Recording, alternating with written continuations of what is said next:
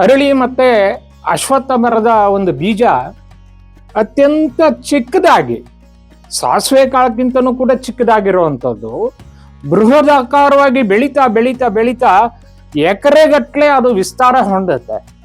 ನಮಸ್ಕಾರ ಗೆಳೆಯರೆ, ಇವತ್ತಿನ ದಿವಸ ನಾನು ನಿಮ್ಮನ್ನ ಹರಳುಗಳ ಲೋಕದಲ್ಲಿ ಒಂದಷ್ಟು ವಿಷಯಗಳನ್ನ ತಿಳ್ಕೊಳ್ಳೋಣ, ಇದನ್ನ ಕೆಲವು ಸರಣಿಗಳಾಗಿ ಮಾಡೋಣ ಅಂತ ಹೇಳಿ ನಾನು ಭಾವಿಸ್ಕೊಂಡು ಇವತ್ತಿನ ದಿವಸ ನಿಮ್ಮ ಎದುರಿಗೆ ನಾನು ಮಾತಾಡಕ್ ಬಂದಿದ್ದೀನಿ.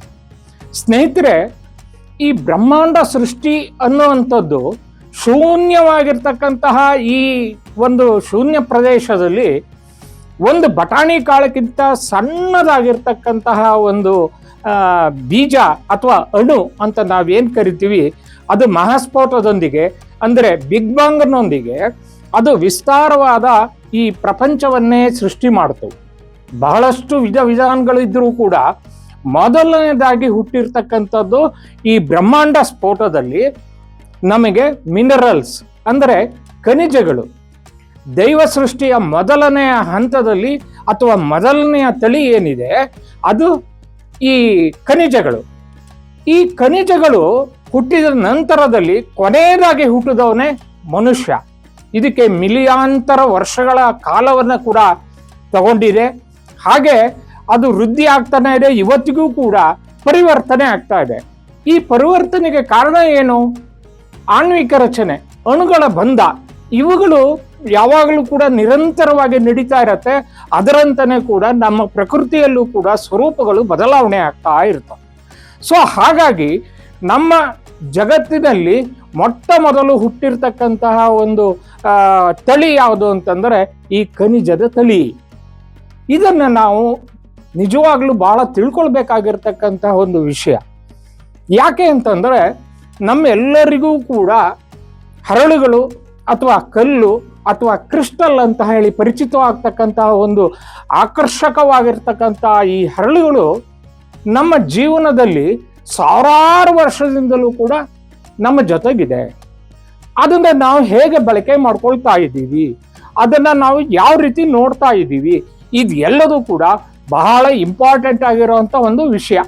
ಹಾಗಾಗಿ ನಾವು ಅತ್ಯಂತ ಕುತೂಹಲ ಭರಿತವಾಗಿರ್ತಕ್ಕಂತಹ ಮತ್ತೆ ಬಹಳ ನಿಮಗೆ ಅದು ಹತ್ತಿರವಾಗಲಿಕ್ಕೆ ಕಾರಣ ಆಗುವಂತಹ ಒಂದು ವಿಷಯವನ್ನ ನಾನು ಇವತ್ತಿನ ದಿವಸ ನಿಮ್ಮ ಮುಂದೆ ತಗೊಂಡು ಬಂದಿದ್ದೀನಿ. ಸೊ ನಾವು ಕ್ರಿಸ್ಟಲ್ಗಳ ಬಳಕೆಯನ್ನ ಅಥವಾ ಹರಳುಗಳ ಬಳಕೆಯನ್ನ ನೋಡಿದಾಗ ಪುರಾಣ ಕಾಲದಿಂದಲೂ ಕೂಡ ನಮ್ಮ ಐತಿಹಾಸಿಕವಾಗಿ ಇಂದಿನ ದಿನದವರೆಗೂ ಕೂಡ ಮನುಷ್ಯನಿಗೆ ಅವಿನಾಭಾವ ಸಂಬಂಧ ಆ ಕ್ರಿಸ್ಟಲ್ಗಳಿಗೆ ಇದೆ. ದೇವಾನುದೇವತೆಗಳು, ನಮ್ಮ ರಾಜ ಮಹಾರಾಜರು ಮತ್ತೆ ಇಂದಿನ ಆಧುನಿಕ ಕಾಲದ ಯುವಕರು ಎಲ್ಲರೂ ಕೂಡ ಈ ಹರಳುಗಳ ಮೋಹಕ್ಕೆ ಅಥವಾ ರತ್ನಗಳ ಮೋಹಕ್ಕೆ ಒಳಗಾಗಿದ್ದಾರೆ ಅಂದ್ರೆ ಏನ್ ತಪ್ಪಲ್ಲ. ಯಾಕೆ ಅನ್ನುವಂಥ ಒಂದು ಪ್ರಶ್ನೆ ನಮ್ಮನ್ನ ಅದು ಕಾಡತ್ತೆ. ಹರಳು ಮತ್ತೆ ಮನುಷ್ಯನ ನಡುವಿನ ಸಂಬಂಧ ಇದೆಯಲ್ಲ, ಅವಿನಾಭಾವ ಸಂಬಂಧ.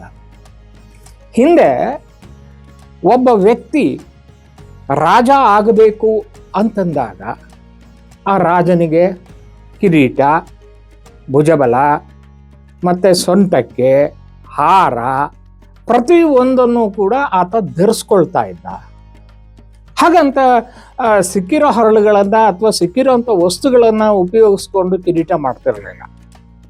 ನಾವು ವಿಭಿನ್ನವಾಗಿರ್ತಕ್ಕಂತಹ ದೇವರುಗಳು ಇರಬಹುದು, ವಿಭಿನ್ನವಾಗಿರ್ತಕ್ಕಂತಹ ರಾಜರು ಇರಬಹುದು, ಪೌರಾಣಿಕ ಕಾಲದ ವ್ಯಕ್ತಿಗಳಿರಬಹುದು, ಅವರೇ ಒಂದು ಸ್ಪೆಸಿಫಿಕ್ ಆಗಿರುವಂತಹ ಹರಳುಗಳನ್ನ ಅವರು ಧರಿಸ್ತಾ ಇದ್ದರು. ಅದಕ್ಕೆ ನೇರವಾಗಿ ಅಂದಿನ ಋಷಿಮುನಿಗಳು ಅವರ ಜಾತಕವನ್ನ ತೆಗೆದು ಆ ಜಾತಕದಲ್ಲಿ ಆತನ ಗುಣ ಅವಗುಣಗಳನ್ನೆಲ್ಲ ಅರ್ಥ ಮಾಡಿಕೊಂಡು ಆಮೇಲೆ ಆತನಿಗೆ ಆತ ಮಾಡಬೇಕಾದ ಕಾರ್ಯ ಏನಿದೆ ಅಥವಾ ಅವನಲ್ಲಿರ್ತಕ್ಕಂಥ ನ್ಯೂನ್ಯತೆಗಳು ಏನು, ಇದು ಎಲ್ಲದನ್ನು ಅರ್ಥ ಮಾಡಿಕೊಂಡು ಅವನಿಗೆ ಸಂಪೂರ್ಣ ಒಂದು ಬಲ. ರಾಜ ಅಂತಂದ್ರೆ ಒಬ್ಬ ವ್ಯಕ್ತಿ ಅಲ್ಲ, ಅದು ಆ ದೇಶದ ಒಂದು ಶಕ್ತಿ, ಎನರ್ಜಿ. ಹಾಗಾಗಿ ಆ ಎನರ್ಜಿಯನ್ನು ನಾವು ಉತ್ತಮಗೊಳಿಸಬೇಕು. ಅವನಲ್ಲಿ ಇರ್ತಕ್ಕಂತಹ ನ್ಯೂನ್ಯತೆಗಳನ್ನು ಮರೆಮಾಚಿ ಆತನಿಗೆ ಯಾವುದನ್ನ ಆಹ್ವಾನ ಮಾಡ್ಕೊಳ್ಬೇಕು, ಯಾವ ಗುಣಗಳನ್ನು ಬೆಳೆಸ್ಕೊಳ್ಬೇಕು ಅನ್ನೋ ಉದ್ದೇಶದಿಂದನೇ ಅವತ್ತಿನ ದಿವಸ ಆ ರಾಜರುಗಳಿಗೂ ಕೂಡ ಅವರು ಹುಟ್ಟಿದಾಗಲೇ ಅವರು ಯಾವ ಹರಳನ್ನು ಹಾಕಬೇಕು ಅಥವಾ ಯಾವ ನ್ಯೂನ್ಯತೆಗಾಗಿ ಯಾವುದನ್ನು ಬಳಸಬೇಕು, ಗ್ರಹಗತಿಗಳು ಏನು, ಇವೆಲ್ಲದನ್ನು ಆಲೋಚನೆ ಮಾಡಿ ಹಾಕ್ತಾ ಇದ್ರು. ಹಾಗಾಗಿನೇ ನಾವು ಇದರ ವಿಷಯವಾಗಿ ಬಹಳಷ್ಟು ಕಥೆಗಳನ್ನು ಕೂಡ ನಾವು ಕೇಳಿದ್ದೀವಿ.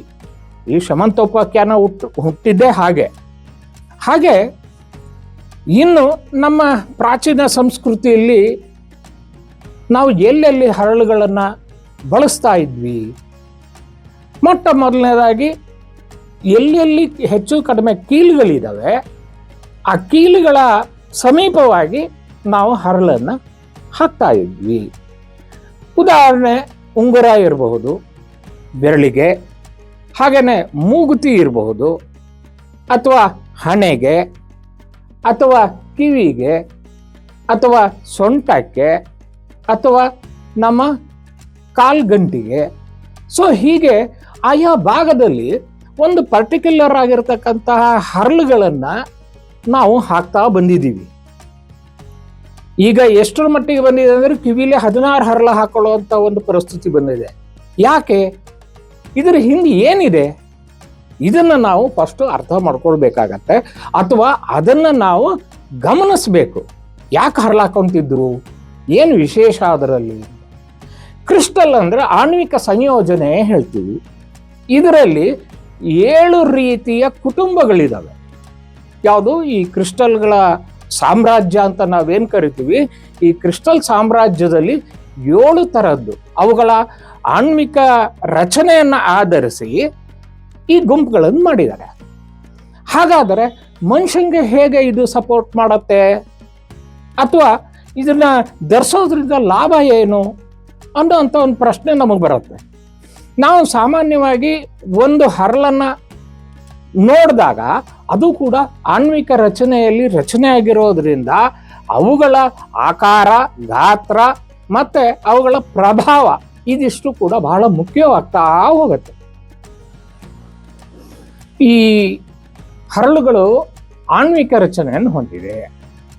ಅವುಗಳ ಅಣುಗಳ ಬಂಧದ ಮೇಲೆ ಅವುಗಳ ರೂಪ, ಸ್ವರೂಪ, ಗುಣ ಎಲ್ಲದೂ ಕೂಡ ಬಹಳ ಮುಖ್ಯ ಪಾತ್ರ ತಗೊಳ್ಳುತ್ತೆ.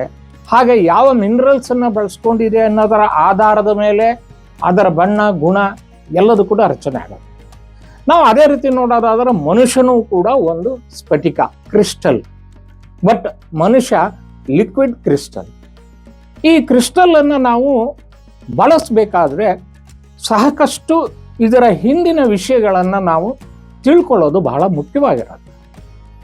ಈಗ ಸುಮ್ಮನೆ ಹೋಗಿ ನಾವು ಒಂದು ಕ್ರಿಸ್ಟಲನ್ನು ಖರೀದಿ ಮಾಡಿ ಹಾಕೊಳ್ಳುವಂಥದ್ದು ಅದು ಅಷ್ಟು ಸೂಕ್ತ ಅಲ್ಲ. ಸಾಮಾನ್ಯವಾಗಿ ನಾವು ಅಂಗಡಿಗೆ ಹೋಗಿ ನಾವು ಒಂದು ಖರೀದಿ ಮಾಡಬೇಕಾದ್ರೆ ಯಾವುದೇ ವಸ್ತುನಾದರೂ ಕೂಡ ನಮ್ಮ ಸ್ಪೆಸಿಫಿಕ್ ಕ್ವಾಲಿಟಿ ಇರುತ್ತೆ, ಅದನ್ನು ಹೇಳ್ತೇವೆ, ಅದನ್ನು ತಗೊಂಬರ್ತೇವೆ, ಉಪಯೋಗಿಸ್ಕೊಳ್ತೇವೆ.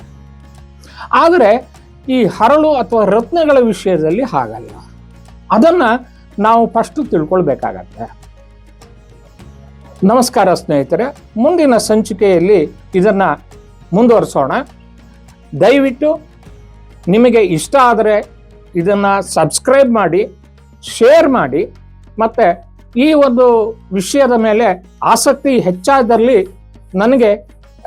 ನನಗೂ ಕೂಡ ಅದರ ಬಗ್ಗೆ ತಿಳಿಸ್ಬೇಕು ಅನ್ನೋ ಆಸಕ್ತಿ ಜಾಸ್ತಿ ಆಗತ್ತೆ. ಸೊ ಹಾಗಾಗಿ ಎಲ್ಲರೂ ಕೂಡ ಇದನ್ನು ಸಬ್ಸ್ಕ್ರೈಬು ಮತ್ತು ಲೈಕ್ ಬಟನನ್ನು ಒತ್ತಿ. ನಮಸ್ಕಾರ.